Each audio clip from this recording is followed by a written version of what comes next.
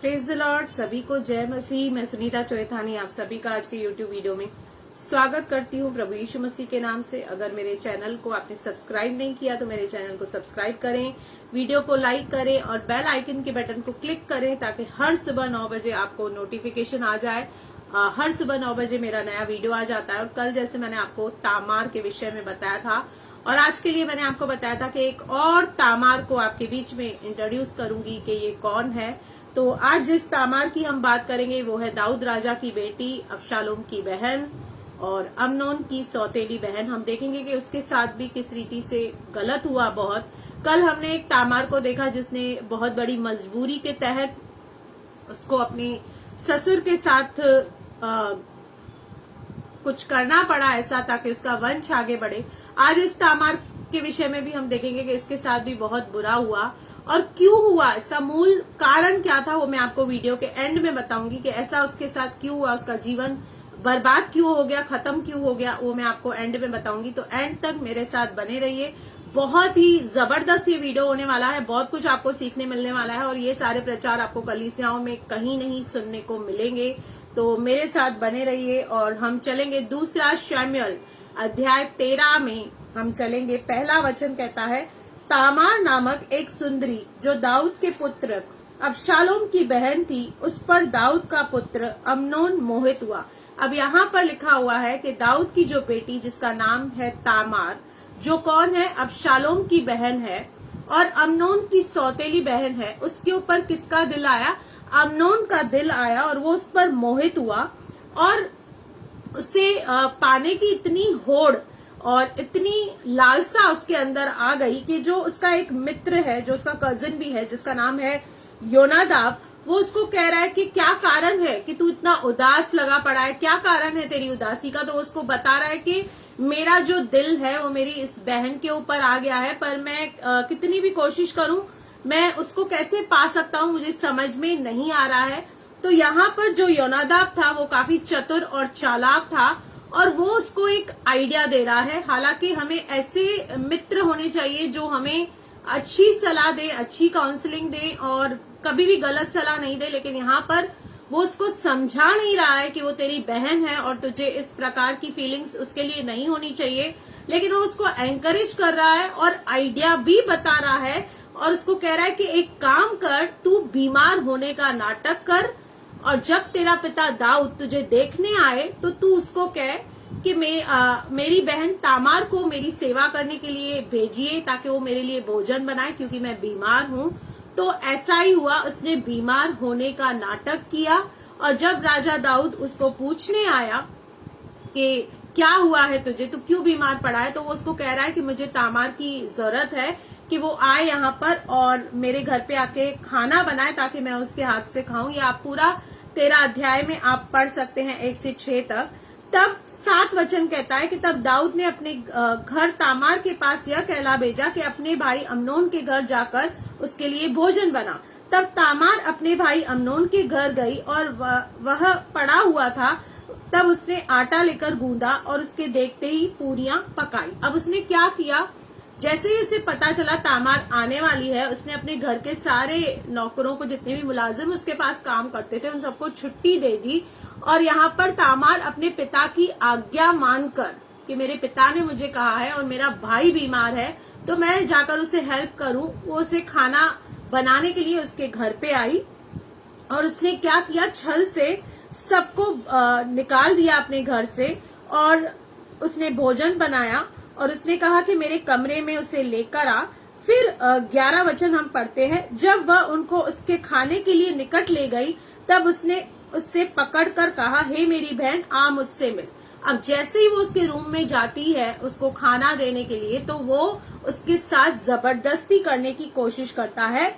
उसने कहा, हे मेरे भाई, ऐसा नहीं, मुझे भ्रष्ट न कर क्योंकि इजराइल में ऐसा काम होना नहीं चाहिए, ऐसी मूर्खता का काम न कर। अब उसको वो समझा रही है कि तू मूर्खता का काम नहीं कर क्योंकि इजराइल में आज तक किसी ने ऐसी मूर्खता का काम नहीं किया है। और बाद में वो उसको कन्विंस भी कर रही है कि अगर जे तू मुझे इतना पसंद करता है तो मेरे पिता दाऊद से तू बात कर सकता है, तू मुझसे विवाह कर सकता है, वो तुझे दे देगा। क्योंकि उस वक्त ऐसा अलाउड होता था, शादियां इस रीति से होती थी, लेकिन वो उसकी एक भी नहीं मानता है और उसके साथ जबरदस्ती कुकर्म करता है, क्योंकि उसके अंदर वो लस्ट और हवस इतनी हावी हो गई थी कि उसको कुछ भी समझ में नहीं आ रहा था। वो कितना भी उसको समझा रही थी, कन्विंस कर रही थी, लेकिन वो कन्विंस होने के लिए तैयार नहीं था। 15 वचन कह रहा है कि तब अमनोन उससे अत्यंत बैर रखने लगा। अरे ये क्या हुआ, अभी तो आप दीवाने हुए जा रहे थे, आशिक हुए जा रहे थे, अभी आपकी लस्ट और हवस खत्म हो गई तो उससे बैर रखने लगा। मतलब अचानक से एक नफरत सी उसके अंदर उसके लिए जाग गई, यहाँ तक कि वह बैर उसके पहले मोह से बढ़कर हुआ। तब अमनोन ने उससे कहा, उठकर चली जा। अब जब काम खत्म हो गया, लस्ट खत्म हो गई, हवस खत्म हो गई, वो उससे कह रहा है कि उठकर अपने घर चली जा। वो उसको बहुत समझाती है लेकिन वो नहीं मानता है, और जब वो नहीं जा रही थी तो उसने अपने नौकर से कहा कि इसको धक्के मार के बाहर निकाल दो, और दरवाजा बंद कर दिया। और 19 वचन लिखा है, तब तामार ने अपने सिर पर राख डाली, क्योंकि पुराने समय में जब भी किसी के साथ उपद्रव होता था, गलत होता था, तो उस वक्त लोग राख डालकर ये जताते थे, ये बताते थे कि हमारे साथ गलत हुआ है, अन्याय हुआ है, या हम बहुत शोक में हैं, दुख में हैं। 20 वचन, उसके भाई अबशालोम ने उससे पूछा, क्या तेरा भाई अमनोन तेरे साथ रहा है? वो समझ गया कि कुछ तो इसके साथ बहुत गलत हुआ है, क्योंकि उसको ये पता था कि ये तो उसके घर पे खाना बनाने गई थी, उसे हेल्प करने गई थी, और अब इस रीति से वापस आई है, बहुत बुरे हाल में आई है। वो समझ गया और उससे वो कहता है कि क्या उसने तेरे साथ गलत काम किया है? तो वो उसको कहती है हाँ, लेकिन बाद में उसे कह रहा है कि तू चुप रह, क्योंकि वो तेरा भाई है और अब इस पे हम कोई एक्शन नहीं ले सकते हैं। और इसके बाद राजा दाऊद को भी ये बात पता लग जाती है कि मेरे बेटे ने इस कदर गलत किया है तामार के साथ। वो झुंझला तो उठता है लेकिन कोई एक्शन नहीं उठाता है, कोई भी दंड अपने बेटे को नहीं देता है। क्यों? क्योंकि उसने अपने लाइफ में भी ऐसे कुछ काम किए थे, उसको पता था वो भी गलत कर चुका था।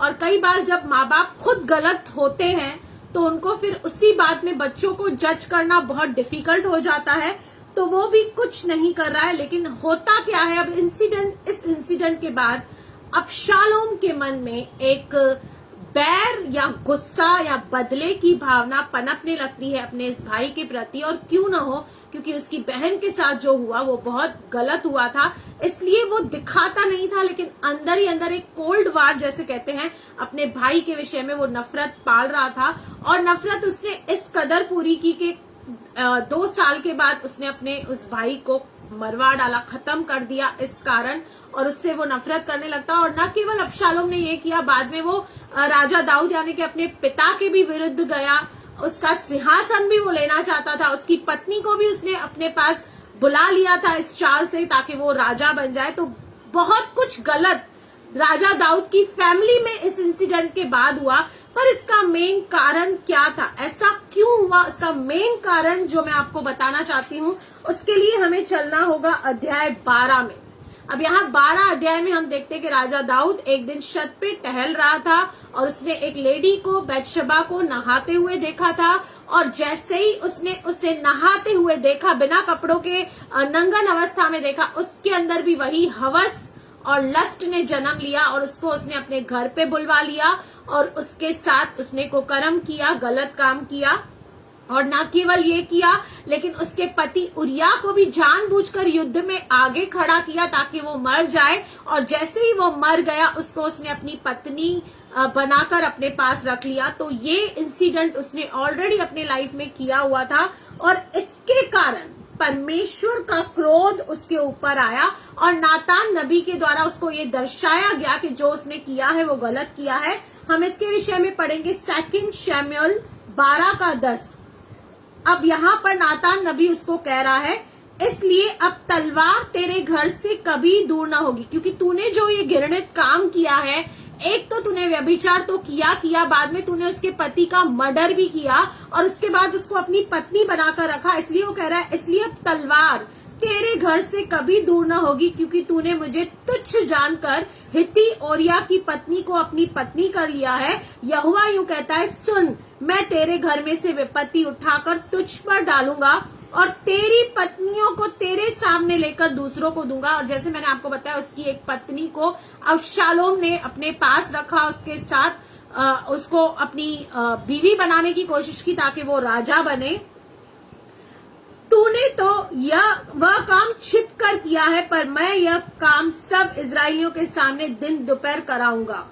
अब यहाँ पर ये ऑलरेडी दंड और कर्ज उसके ऊपर आ गया था, और इसके बाद जो उसकी उल्टी गिनती शुरू हुई तो उसकी बेटी को भी सफर करना पड़ा, उसके दोनों बेटे को भी सफर करना पड़ा। तो हम यहाँ पर देखते हैं कि इसके बाद तामार का क्या हुआ, आगे उसके लाइफ में क्या हुआ, ये कुछ भी बाइबल हमें बताती नहीं है। लेकिन हम देखते हैं कि कभी कभी माँ बाप की गलतियों की वजह से भी बच्चे सफर करते हैं, पर हम धन्यवाद करते हैं कि हम नए नियम के विश्वासी हैं, और हमारे जो भी दंड प्रभु यीशु मसीह ने ले लिए, हर एक श्राप हमारा ले लिया है, इसलिए हमारी सबकी फैमिली आशीषित है। इसलिए हमने एक तामार को देखा जिसने अपने वंश को बचाने के लिए बहुत कुछ किया, गलत रास्ता लिया, फिर भी प्रभु यीशु मसीह ने उसको अपनी वंशावली में लिया। और यहाँ पर एक तामार को देखते हैं जिसके साथ बहुत बुरा हुआ, लेकिन उसने उसके से सही डील नहीं किया, उस इश्यू से डील नहीं किया।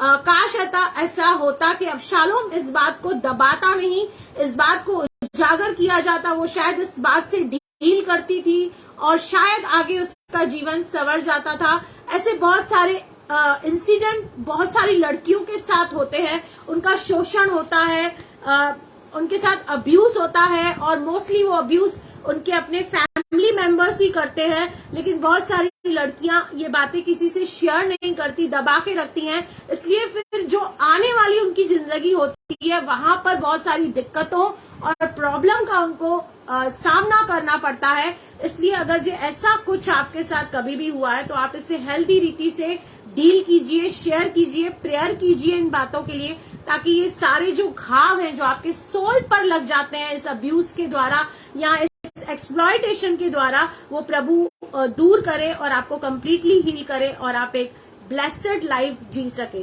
प्रभु इस वचन के जरिए आपको बहुत बहुत आशीष करे। आमेन, आमेन।